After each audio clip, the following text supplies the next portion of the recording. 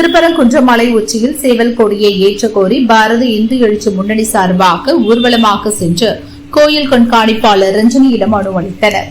மனுவில் திருப்பரங்குன்றம் சுப்பிரமணிய சுவாமி கோயில் மலை உச்சியில் முருகன் கொடியான சேவல் கொடியை ஏற்றி முருகன் பக்தர்கள் வழிபடுவதற்கு ஏதுவாக வழி செய்ய வேண்டும். முருகனுக்கு சொந்தமான மலையில் மற்றொருவர்கள் ஆக்கிரமிக்காத வகையில் உறுதி செய்ய வேண்டும்.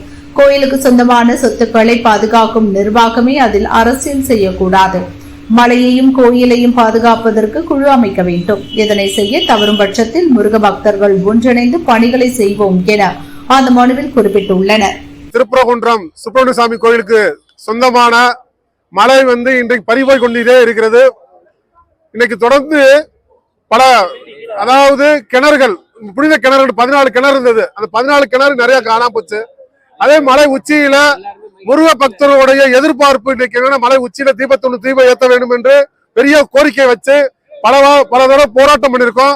அந்த பல தடவை போராட்டத்துக்கு பிறகும் கூட செவி சாய்க்காம அந்த அறநிலைத்துறை இப்ப ஒரு நீதிபதி மூலமாக இன்னைக்கு நீதியை காக்க வேண்டும், ஒரு சட்ட ரீதியாக முடிவெடுத்து நீதிபதியை ஒரு அறிக்கை கொடுத்திருக்காங்க, தீர்ப்பு கொடுத்திருக்காங்க. அந்த தீர்ப்பையும் கூட மதிக்காத இந்த அறநிலைத்துறையை அப்ப முருக பக்தர்களுடைய ஒரு உரிமையை பறிச்சு கொண்டே இருக்கிறாங்க இந்த அறநிலைத்துறை. இந்த அறநிலைத்துறை இன்னைக்கு இருக்கக்கூடிய சூழ்நிலை என்னன்னாக்கா, மலை உச்சியில தீபம் ஏற்ற வேண்டும் என்று இவங்களே முடிவெடுத்திருக்க வேண்டும். யாரு?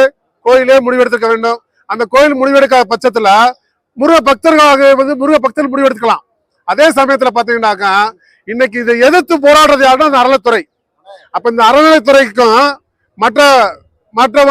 மாற்று மாத்தினருக்கு உங்களுக்கு எது தொடர்பு இருக்குதா அப்படின்னு ஒரு சந்தேகத்தை ஏற்படுத்துகிறது. ஏண்டா அரசியல் செய்ய வேண்டியதுதான்.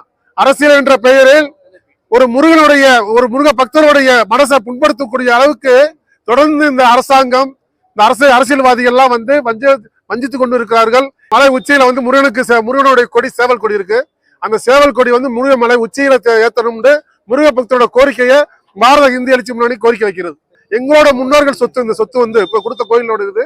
ஆனா இந்த அறநிலைத்துறை பாதுகாத்துக்கின்ற பேர்ல பறி கொடுத்துக்கிட்டே இருக்காங்க. இதை கண்டு காணாம யாரோ ஆக்கிரமிக்கிறாங்க. அதை கண்டுக்கிறது இல்ல.